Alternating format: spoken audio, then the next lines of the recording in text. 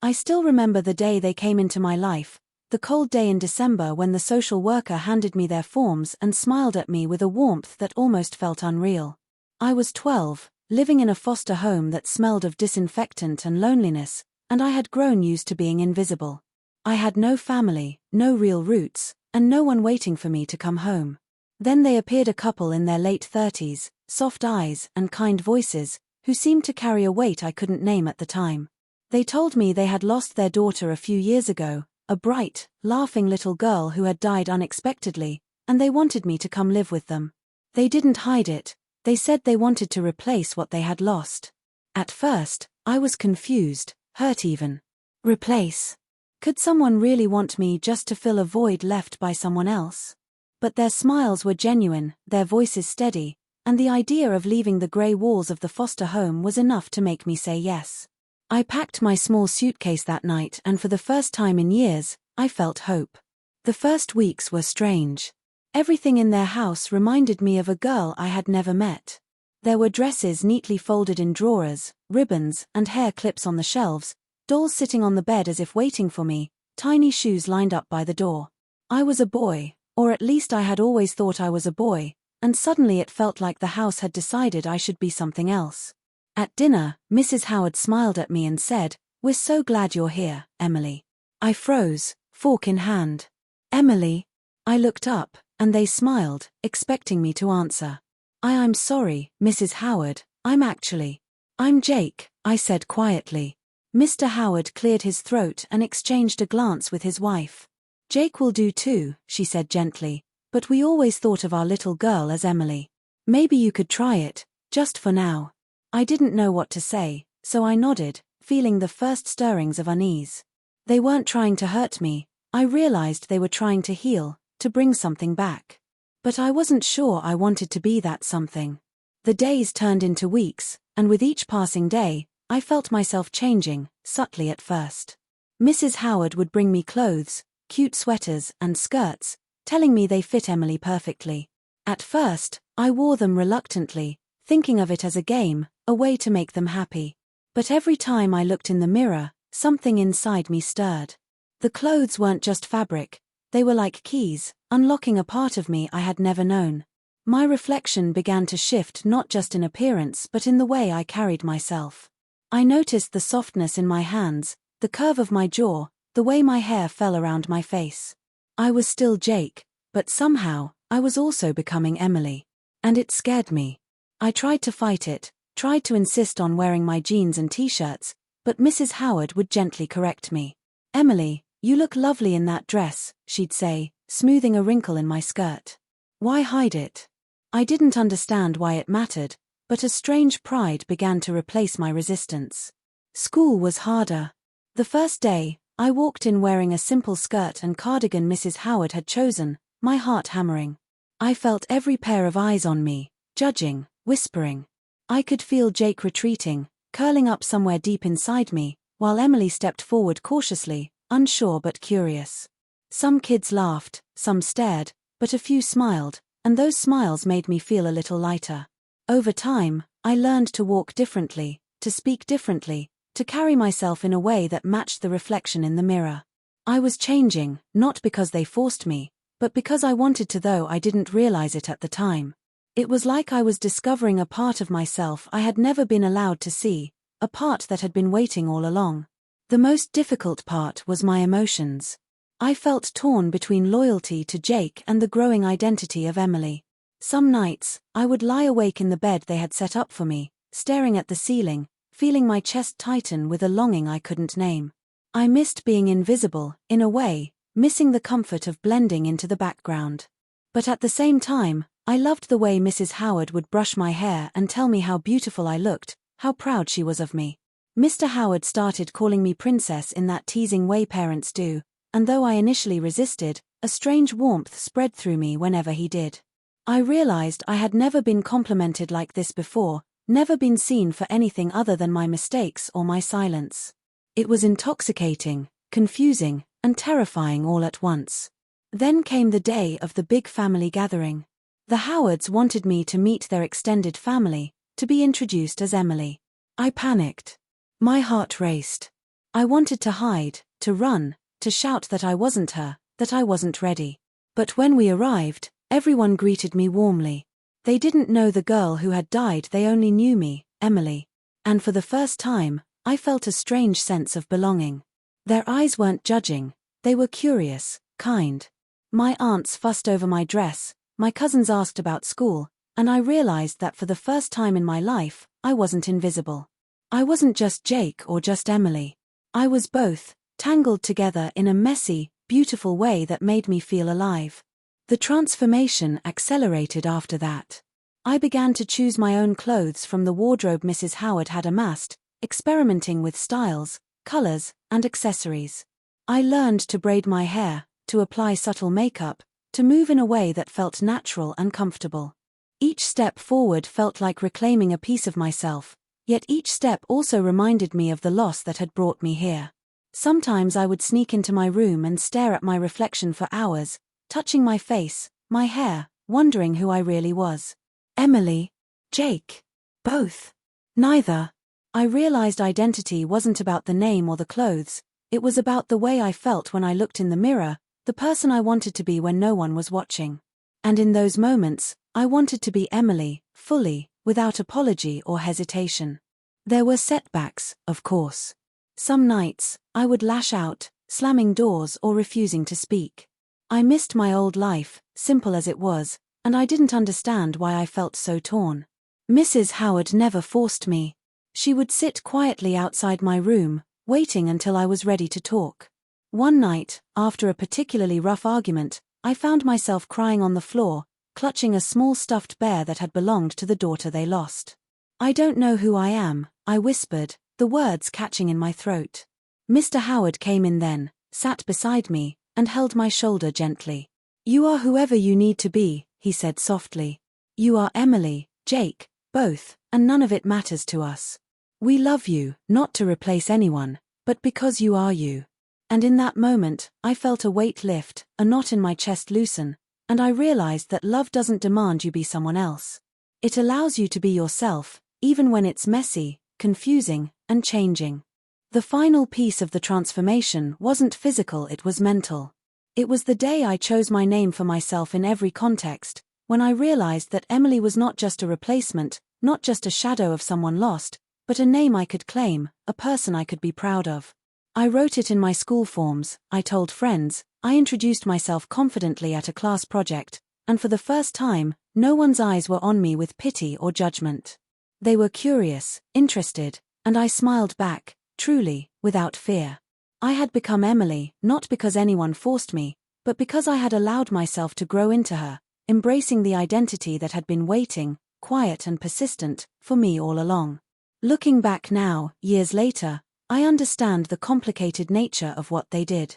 They brought me into their home to replace a daughter they lost, and in doing so, they created space for me to discover parts of myself I had never known. I wasn't just filling a void, I was becoming someone new, someone I chose. Every dress, every ribbon, every gentle correction and encouragement built not a replica of their lost daughter, but a bridge to the person I was meant to be. Jake didn't disappear, he merged with Emily, creating a person whole, resilient, and alive. And for the first time in my life, I felt seen, loved, and at peace. I realized then that transformation isn't about losing yourself, it's about finding the pieces of yourself that the world hasn't let you explore, and having the courage to stitch them together into something real, beautiful, and entirely your own. I am Emily. I am Jake. I am both. And finally, I am home. As months passed, life with the Howards began to feel normal in a way I had never known. Mornings were filled with quiet routines, Mrs. Howard humming as she made breakfast, Mr. Howard reading the newspaper, and me in my room choosing what I would wear. I had learned the art of subtlety, how to layer my clothing just right, how to tie my hair in soft waves that framed my face. My reflection became a familiar companion rather than a stranger. I studied the changes carefully, noting how my shoulders had softened, how my voice carried a gentle lilt when I spoke without thinking.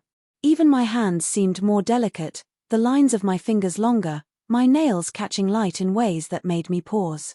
I was becoming Emily not just in appearance, but in the rhythm of my movements, the way I laughed, the way I held myself in a chair or walked down the hall. Each small change reinforced a growing truth I could no longer deny. Emily wasn't just a role I was playing, she was emerging from within me. School life brought its own challenges. I noticed the subtle shifts in how people treated me. Boys who once ignored me now glanced curiously. Girls who had whispered about me now smiled warmly. I learned to navigate conversations, how to keep my voice soft but confident, how to tilt my head slightly to convey attentiveness without vulnerability. I made friends, slowly, carefully, feeling the fragile excitement of connection for the first time in my life. But along with these victories came the small, stinging reminders that I wasn't just a girl yet. I was in the liminal space between Jake and Emily, a space that felt exposed. Sometimes, I would overhear someone whisper, "Who even is she?" and my stomach would twist. I would retreat to the bathroom, lock the door, and stare at my reflection, asking myself the same question over and over. Home, however, was different. The Howards never questioned me. They never demanded perfection. Every compliment was tempered with love, every correction with patience. One evening, Mrs. Howard brought home a box of vintage clothes she had saved from their daughter. Tiny dresses with lace collars, soft cardigans, ribbons neatly folded in a box. I remember sitting on the floor with her, lifting a dress to my chest, feeling the weight of both expectation and possibility. "Emily," she said softly, brushing my hair back, "you wear this beautifully. Just be you." I closed my eyes, feeling tears slip down my cheeks. It wasn't just about the dress, it was about acknowledgement, acceptance, love without conditions. For the first time, I realized that being Emily didn't erase Jake, it healed something in me that had been broken for years. The real turning point came during my first school dance. I had agonized over what to wear, practicing my walk in the mirror for hours, making sure my dress flowed just right, my shoes didn't hurt, my hair didn't fall in my eyes. Mr. Howard helped me adjust a ribbon at the back, smiled, and said, "You look exactly like you're meant to be here." As I entered the gym, the room seemed to blur for a moment. The music, the lights, the laughter, all of it faded into a focused awareness of myself. I was Emily, standing fully in the world, not a replacement, not a shadow. And when someone asked me to dance, I realized I could respond without fear, without doubt. I moved with confidence, my body and mind in harmony, and for the first time, I felt the thrill of being entirely seen. Even so, the process wasn't without confusion. Some nights, I would dream of Jake, running through dark streets, calling my name. I would wake up, heart pounding, unsure of which self had truly been there, which self belonged to the night. It was a strange, sometimes frightening duality. But over time, those dreams softened, becoming gentle reminders of my past, not warnings. I learned that identity isn't linear, that transformation isn't about erasing the past but weaving it into a new narrative. Jake didn't vanish, he became a layer, a texture, a depth to Emily that made her feel real. At home, the Howards began to celebrate my milestones in ways I had never experienced before. My first school award, my first dance performance, even the small victories like learning to braid my hair without help, they were all met with pride and quiet cheering. I remember one evening, after a particularly long day at school, I came home exhausted, clothes wrinkled, hair messy. Mrs. Howard took one look at me, smiled, and said, "You are beautiful, Emily. Never forget that." I stood there, looking at her, feeling a swell of gratitude so intense it nearly choked me. They had lost a daughter, yet they had given me something infinitely precious, a chance to become my truest self. Friends at school began to ask questions, curious about my transformation. "You've changed so much," they would say, and I would shrug, unsure how to answer. How could I explain that I wasn't just changing on the outside but discovering something fundamental within? That every dress, every ribbon, every careful adjustment of my hair was a step toward understanding myself. I learned to smile, to nod, to let people see Emily without needing to dissect the past. Each smile, each compliment, each friend who accepted me without reservation reinforced the fragile yet growing foundation of who I was becoming. The hardest moments came during holidays, when reminders of their lost daughter surfaced. Birthdays, anniversaries, photos in frames that still held Emily's memory. It was impossible not to feel the weight of absence, the quiet ache of someone missing. Yet, in those moments, I began to understand the depth of their love. They had chosen me not to erase the daughter they lost, but to honor her memory while opening their hearts to someone new. And I realized that love, real love, could hold space for both grief and joy, loss and discovery, past and future. I was no longer just filling a role, I was becoming a bridge between memory and life, loss and hope. By the time I reached high school, Emily was no longer a hesitant, fragile presence in my reflection. She was bold, confident, and fully integrated. I walked with a poise I had never known, spoke with a clarity that surprised even me, and faced the world with an unshakable sense of self. The Howards no longer had to guide me, they trusted me to make my own choices, to embrace my identity fully. And though Jake was still a part of me, I no longer felt torn. The duality had become a harmony, a complex, beautiful melody that only I could play. Now, as I look back on those early days, the first awkward dress, the tentative smile in the mirror, the uncertainty and fear, I realize how far I have come. They adopted me to replace the daughter they lost, but in doing so, they gave me something far greater, the chance to discover Emily, to claim her fully, and to integrate the boy I once was into a whole, vibrant self. I am both, yet I am entirely me, and for the first time, I understand that transformation is not about losing yourself, it is about finding every piece of you, even the pieces that were hidden, forgotten, or scared. I step into the mirror now and see Emily, soft and strong, curious and confident, a reflection of every choice, every moment, every tender push and gentle guidance that brought me here. And I smile, because I know that I am loved, not as a replacement, not as a shadow, but as a complete, evolving human being. I am Emily. I am Jake. I am both. I am home. As I moved through my teenage years, the transformation became more than just clothing or names, it was an evolution of my mind, my perspective, and my understanding of the world. I remember the first time I truly felt Emily in my own skin, not as a reflection of who they had lost, but as someone I had grown into. I was standing in front of the mirror in my room, the soft afternoon light spilling through the window, brushing across my face. My hair fell in loose waves around my shoulders, my dress flowed around my legs, and for the first time, I didn't flinch. I didn't try to hide Jake inside me or resist the presence of Emily. I simply stood there and breathed, feeling the weight of a name that had once felt borrowed settle into my bones. I traced my fingers over my jawline, over the curve of my cheeks, over my hands that had slowly become softer and more delicate, and I realized that transformation isn't just about appearances, it's about recognizing the truth of yourself even when it scares you. School continued to challenge me, but in ways that now excited me instead of frightening me. I started to explore activities I had never considered before, joining art club, performing in plays, participating in debate competitions. Every choice was a declaration of Emily, a step into a world that once seemed foreign and intimidating. My classmates began to notice the change, not just in how I looked, but in how I carried myself. I remember the first time a boy in my class, who had once ignored me, said, "Emily, you're really confident now." I smiled, unsure how to respond. Confidence felt like a new language I was learning, something delicate and fragile but growing stronger every day.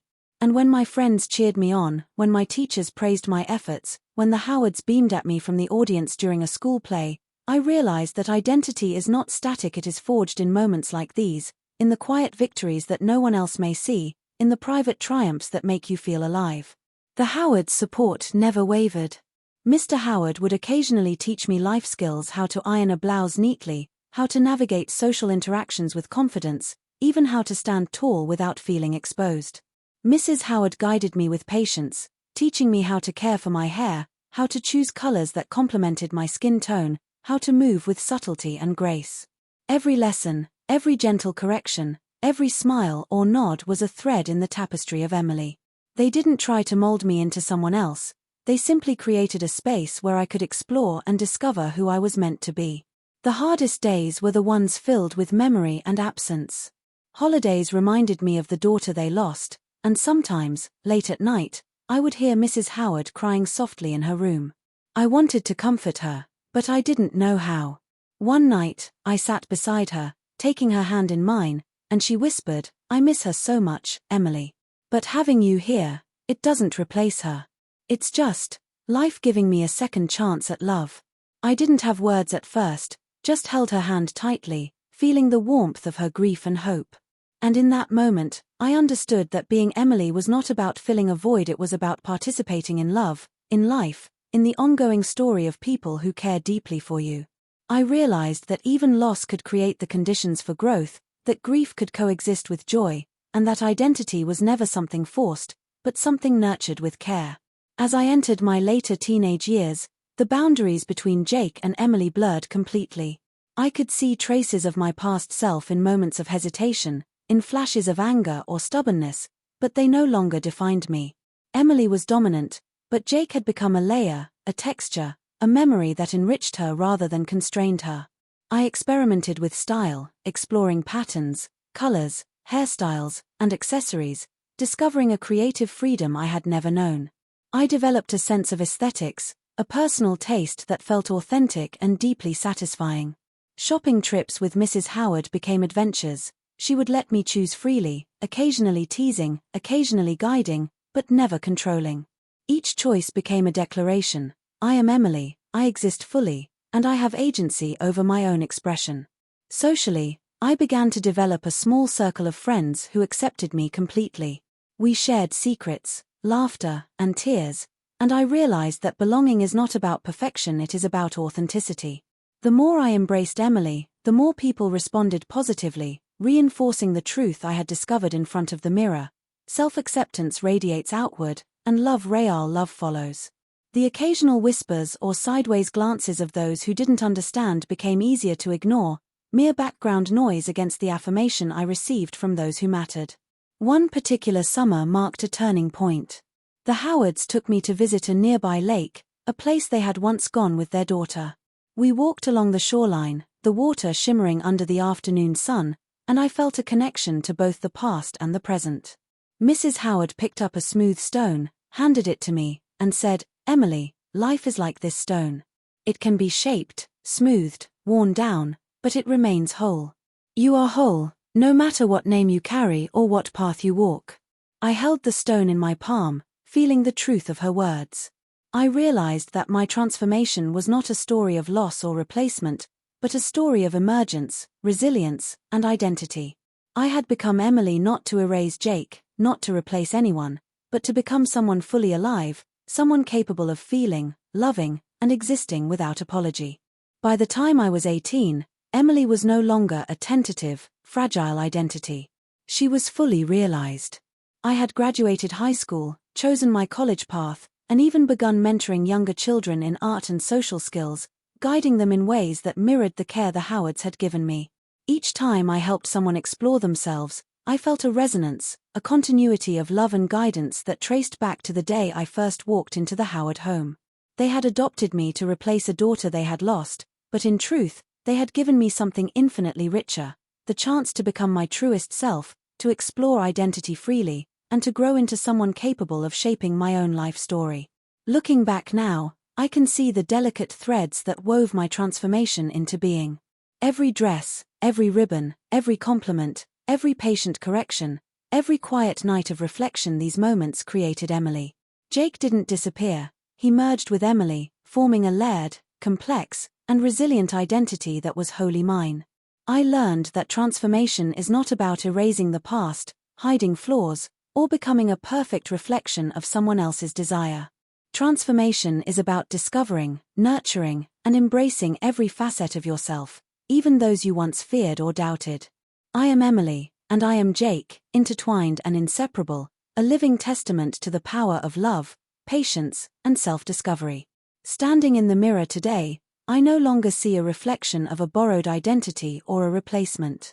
I see Emily whole, vibrant, confident, and infinitely alive. The Howard's love created a space where that could happen, but it was my courage, my curiosity, and my willingness to embrace the unknown that made it real. I smile at the reflection because I recognize every struggle, every fear, every hesitant step that brought me here. Transformation was never about losing myself, it was about finding every hidden piece of me, stitching them together, and finally stepping into the world as someone fully realized. I am Emily. I am Jake. I am both.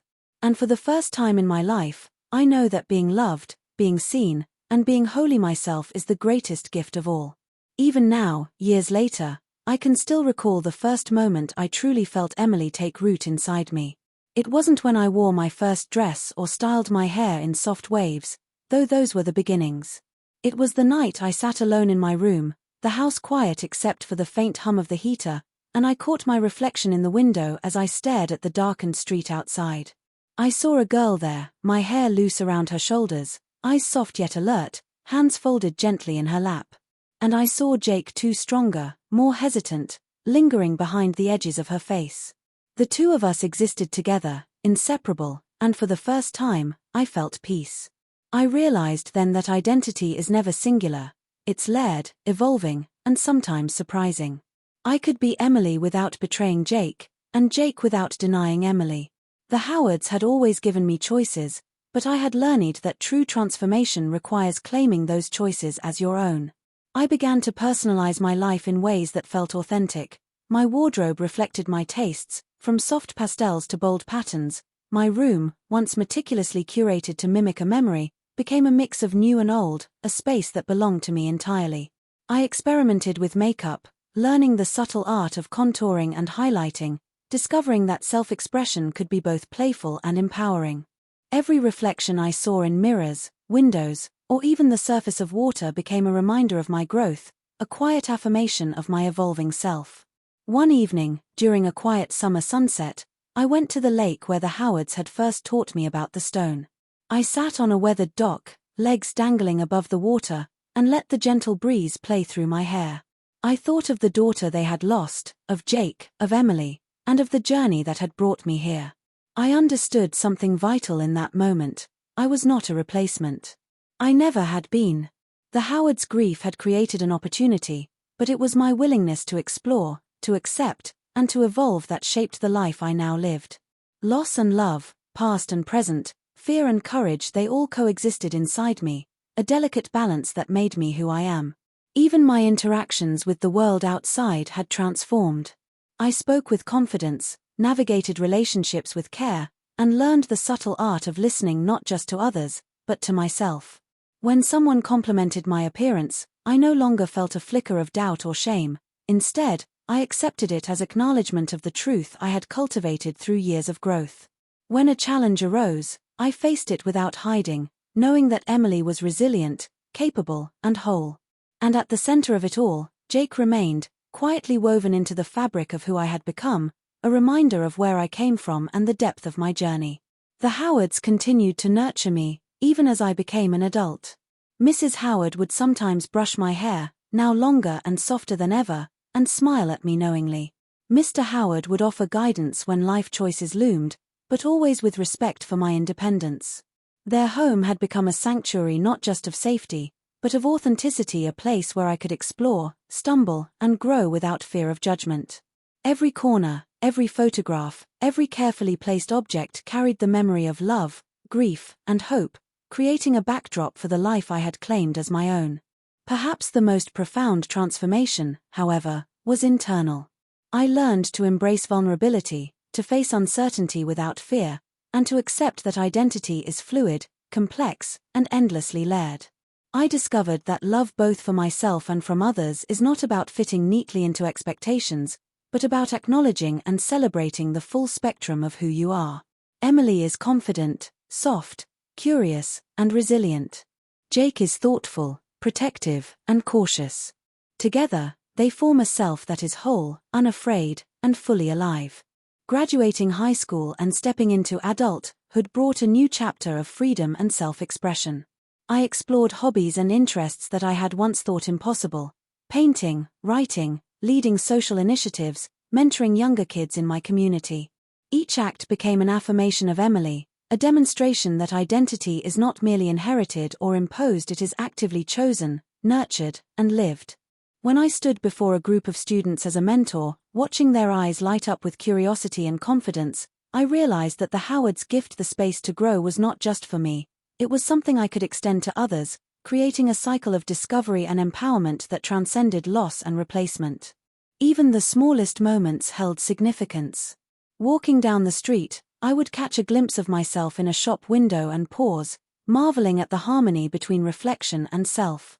The way sunlight touched my hair, the way my dress moved with the wind, the subtle curve of my smile, everything whispered continuity, presence, and truth. I realized then that transformation is not a single event, but an accumulation of choices, reflections, lessons, and moments of courage. Emily is the sum of all those moments, the embodiment of a journey that began with uncertainty, fear, and doubt, and blossomed into self-realization, resilience, and love. Looking back, the thought that I was adopted to replace a daughter they lost no longer carries the weight it once did. That intention opened a door, but it did not define me. What defines me is my journey, my willingness to explore, to embrace, and to become. I am Emily, yes, but I am also Jake, and together we form a whole that is both layered and beautiful. I am more than a reflection of loss. I am a living testament to growth, courage, and identity. Every step, every choice, every tender correction from the Howards contributed to a self that is resilient, confident, and authentic. Now, when I sit in my room at the end of a long day, brushing my hair or adjusting my outfit for the next morning, I smile at my reflection. I see the girl who was hesitant, unsure, and afraid, but I also see the boy who once dreamed silently, hiding in corners, longing for belonging. I see both, intertwined, inseparable, and strong. I am Emily. I am Jake. I am both. And in this truth, I have found home, identity, love, and peace. The transformation is complete, not because I abandoned a past self, but because I embraced every facet of who I am and allowed love to guide me into becoming someone wholly, unapologetically real. And that realization, quiet, profound, and endlessly sustaining, is the greatest gift I have ever received. There were moments when I still questioned myself, moments when the mirror felt like a challenge rather than a friend. I remember one particular night, sitting on the edge of my bed, the house silent except for the hum of the radiator. I traced the curves of my face with my fingertips, my reflection looking back at me with a softness I had never seen in Jake. My chest tightened with a strange mix of fear and exhilaration. Who was I really? Emily? Jake? Both? Neither. And then I remembered everything: the patient guidance of Mrs. Howard, the quiet encouragement of Mr. Howard, the way they never demanded I be perfect, only that I be present. I realized in that moment that identity isn't a single name or a label, it's the choices you make, the love you allow into your life, and the courage you show in being yourself when no one else is watching. The following weeks brought moments of revelation I could never have anticipated. I began experimenting with hairstyles, trying braids, soft waves, and ponytails that framed my face in ways that highlighted both delicacy and strength. Each morning, I stood in front of the mirror a little longer, studying the subtle changes, the way my shoulders curved, the way my hips moved naturally, the way my voice carried warmth when I spoke. I realized that transformation is as much internal as it is external, that it isn't defined by clothes, makeup, or names, but by the growing alignment between the self you are and the self you feel. Emily was no longer just a borrowed identity, she was an emerging truth. Jake, too, remained not gone, not lost, but a shadow, a quiet foundation supporting her growth. One afternoon, the Howards brought me a photo album. It was filled with pictures of their daughter, Emily, from infancy to early childhood. At first, I hesitated, my chest tightening with a fear I didn't fully understand. I felt like an intruder, an imposter, a replacement. But as I turned the pages, something remarkable happened. I didn't see her as a shadow I had to live up to. I saw her as part of the Howards' love story, a memory cherished but not demanded. And I saw myself reflected in those images, not as a copy, but as someone who had been given the chance to step into life with love guiding every step. Mrs. Howard reached over and held my hand, her eyes soft. She loved life, and so do you, she said. And we are grateful to love you too. In that moment, I understood that the journey wasn't about replacement, it was about continuation, about choosing to live fully even after loss. School dances, art shows, and weekend trips became milestones in my transformation. Each event reinforced the subtle ways I was learning to inhabit Emily's identity, but it also reminded me that true growth comes from moments of challenge. One day, a group of students questioned my authenticity, whispering about whether I was really a girl or simply pretending. My heart raced, and I felt the familiar tug of doubt. But I remembered the countless hours of practice, reflection, and self-discovery, the years of patient guidance from the Howards, and the resilience that had grown inside me. I stood tall, smiled, and responded with quiet confidence. I am Emily. That is enough. And in that simple assertion, I felt power, clarity, and a deep satisfaction that words alone could never capture. By the time I reached the threshold of adulthood, Emily had fully emerged, no longer tentative or uncertain. I had mastered not just the external aspects of femininity, the clothes, the hair, the makeup, but the internal rhythm of being, the sense of self that radiates confidence, warmth, and presence. I could laugh freely, navigate social situations with ease, and experience intimacy in friendship without fear or doubt. I had embraced vulnerability as a strength, recognizing that courage isn't the absence of fear, but the willingness to exist fully despite it. The Howards continued to support me, but now as partners in my journey rather than guides. We celebrated milestones together, laughed over small victories, and reflected on the twists of fate that had brought us together. I saw the joy in their eyes as they watched me grow, and I realized that the love they had sought to replace in losing their daughter had instead expanded to embrace something new, vibrant, and deeply real. I was no longer a replacement, I was a living testament to resilience, love, and identity. The most profound realization came one quiet evening as I sat at my bedroom window, watching the sun dip behind the trees. I traced the reflection of my own face in the glass, noticing every nuance, the softness of my jawline, the curve of my lips, the warmth in my eyes. I thought of Jake, of Emily, of the journey that had brought me here. And I understood that identity is not a fixed point but a landscape, shaped by experiences, choices, love, and courage. Emily is not a mask, she is the culmination of every lesson, every moment of bravery, every tender correction, every quiet reflection that guided me along this path. Jake is not lost, he is the foundation, the strength beneath the layers, the memory of who I was and what I have overcome. As I step fully into the world, I carry both identities with pride, seamlessly intertwined. I move with the grace of Emily and the quiet strength of Jake, embodying a self that is layered, resilient, and unapologetically real.